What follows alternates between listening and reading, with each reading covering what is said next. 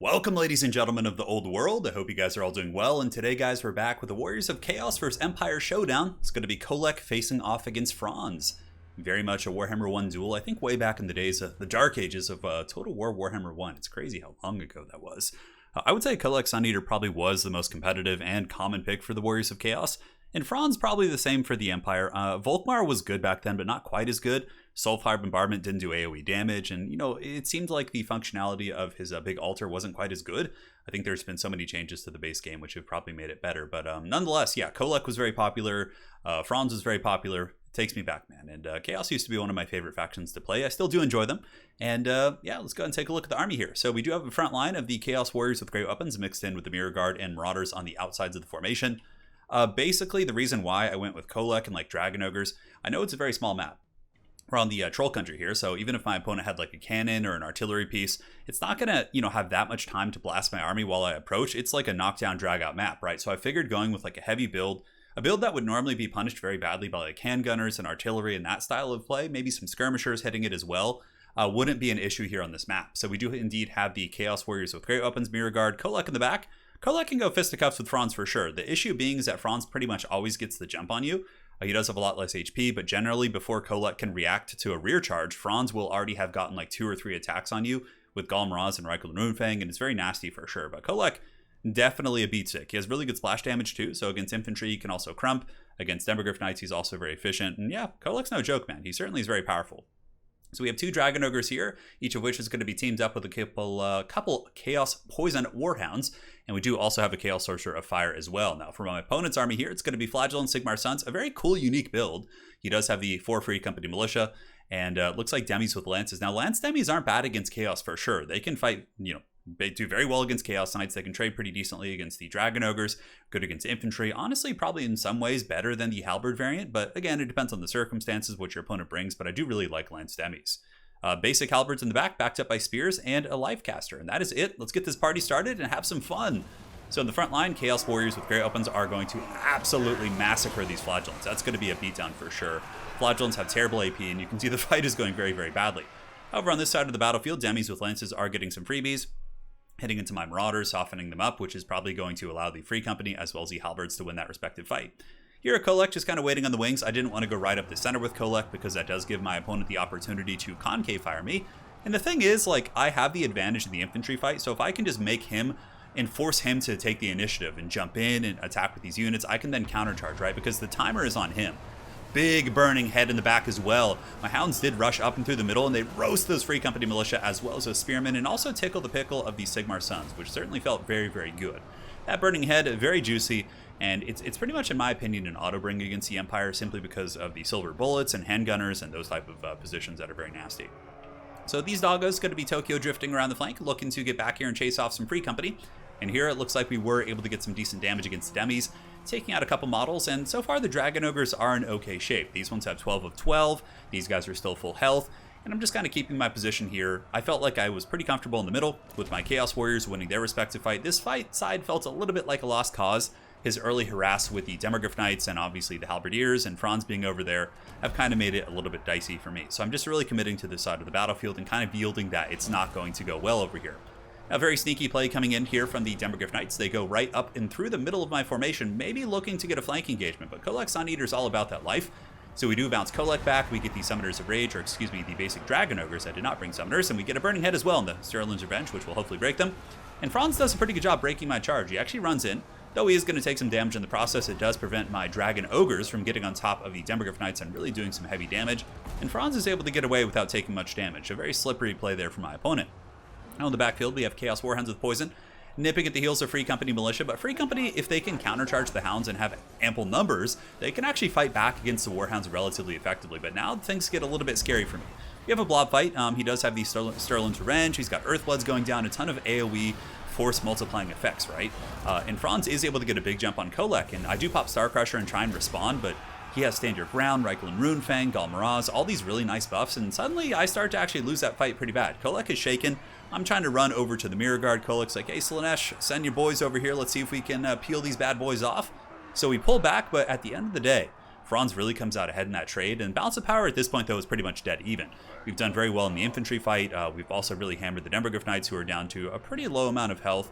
Although, honestly, if you look at both Demis compared to both Dragon Ogres and KHOLEK, it's pretty equal in terms of what we traded for our really, big, hard-hitting pieces. Now, some of these Demis going to be hammering maybe into the back of my Chaos Warriors. I'm not sure. They're kind of hanging back. But KHOLEK is coming for blood right now, trying to chase those guys down. KHOLEK's very fast, 78 speed against 75, so we could catch them. But I didn't want to overextend, get surrounded, have Franz fly across the battlefield, and then start hammering KHOLEK in the back and really punishing me for my overextension. Mirror Guard still doing great, obviously defeating the Sigmar Sons as well as the Halberdiers relatively well. Chaos Warriors pushing back and through into the back line here, and Marauders, of course, will be able to defeat these very tattered Halberdiers. So again, that's kind of the thing. I invested pretty heavily in infantry, so I need to kind of play that slow grind game. Let my infantry win their fights, play defensively. That does become trickier, though, if the Empire does bring a lot of powder, but Free Company Militia only have 1 AP damage, and KHOLEK is rocking 95 armor. And Dragon Ogres have 60. They have good missile resist as well, so they're pretty durable against that type of missile play. Handgunners can really do a number for sure. Now, the Demis do charge in, a very, very risky charge for sure. There's a lot of Chaos support nearby, but Franz coming in for the Alpha Strike could potentially do it. KHOLEK does pop Standard Die. Now he's going to be turning. I grab all my units, everything. We're going balls deep, baby. And these Dragon Ogres coming in. We get a full surround on the Franz, and Cascading Fire Cloak going down as well. And those are the 2 spells I brought. Cascading Fire Cloak as well as Burning Head to get the melee defense on KHOLEK and also augment his offensive capabilities with the armor-piercing weapon damage.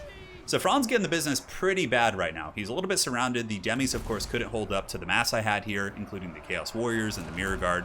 And Franz gets some good old hammer time, some MC KHOLEK hammer. Right here, definitely putting some work in. Negative 42. Franz going to be running for the hills, and now it's kind of rampage mode. KHOLEK is going to be able to bounce around, really go after the Demogryph Knights as well as the Jade Wizard, and Franz is very, very low. And if we get the Jade Wizard here, that pretty much guarantees that the Sons of Sigmar will not be able to come back here, and that is going to be all she wrote, as the Flagellants are the last bastion fighting for the Empire there on that battlefield. So well played to my opponent. Certainly a fun game, and man, that build was very different. Free Company Militia, let's take a look at their value. I'm actually quite curious. We did get some decent burning heads in the early game. So 591. These ones got 221. 600. Okay, so, more or less all of them paid for themselves, except these guys a little bit less, but they got kind of roasted by a burning head. But yeah, I'm curious what they really did their damage against. I suppose just poking the Dragon Ogres over the course of the game and also being okay against the Marauders is quite neat.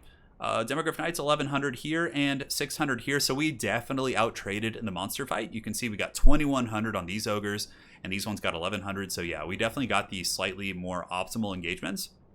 And in a straight-up vacuum, Demogryph Knights with lances will lose to Dragon Ogres in a head-to-head fight. Demis with halberds, it's a bit of a different situation. I'm not quite sure. I think Demogryph Knight halberds, yeah, it's actually an interesting thing to test. It depends, because I use the Summoners of Rage as well as the Royal Outdoor Quick Fight so much that the basic ones, it's kind of eluding me, but it's probably a relatively even duel, to be honest. But Chaos Warriors did good.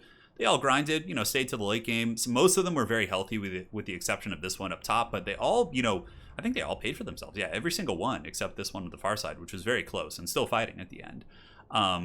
So yeah, it's kind of cool. You see on a big map, though, if they have like a Hellblaster volley gun or a cannon mixed with some handgunners, on the approach, you're going to take a hammering on your infantry. Then what happens is you lose the infantry fight against the Empire, and then you don't have that defensive kind of posture where the Empire has to charge their cavalry to you and you can countercharge them. It becomes a little bit messy for sure. But on a small map like Troll Country, it seemed to be fine. Burning Heads, of course, were aces, and KHOLEK got 2,500. I think Franz got about the same. No, only 1,400 on the Franz. So KHOLEK put in some work. He was able to really, one-shot Demogryph Knight models and also do some pretty good splash damage against the infantry. KHOLEK does have very good splash. It's something I've tested in the past. If he gets his big fat hammer, just starts clubbing on blobs of infantry, especially anything of quality. If, the Empire wants to surprise you with great swords, he can really deal with them pretty well. Though great swords do have a relatively even trade with the Chaos Warriors. It's cost effective. Because the Chaos Warriors, I believe, cost a little bit less at 850. I think great swords are, let's go ahead and double check that. I think they're like 900, give or take. But yeah, generally, if you're playing against Chaos, there's a number of ways you can play it. Small map does really change the dynamics of the engagement. So let's go to the great swords. Yeah, they're 900. So, for Chaos Warriors costing a little bit less, it's really not a bad trade for you. Now, if we are playing Empire against Chaos, I have a couple builds I like to use, but generally, I will alternate between Volkmar if you want to really make sure you won the infantry fight, or if your build is more focused on sniping, Franz is a little bit better there. I even have a Luminarch build, which is kind of a meme, but generally, this is a decent foundation. You bring two greatswords, because with Volkmar's buffs, they can really dominate the Chaos Warriors, especially with Lore of Life.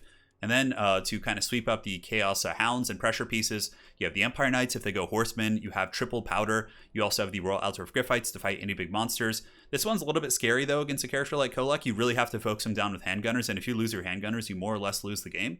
So it's a little bit sketchy for sure. If you want to take like a safer build, you can also go Franz here. And you just got these abilities, and then you need to bring Reikland Runefang and Golem if you can find a way to afford it. You could even like do something like this. I don't know if I'm a huge fan of halberds, though. This build was like more of a test. Probably cutting the halberds. Like, I always try them, but I find they just get beaten down by Marauders. And for that price point, that's really, really inefficient. So you can go like Sigmar Sons in the middle, just get some more basic spears. Let's see how many we can get here.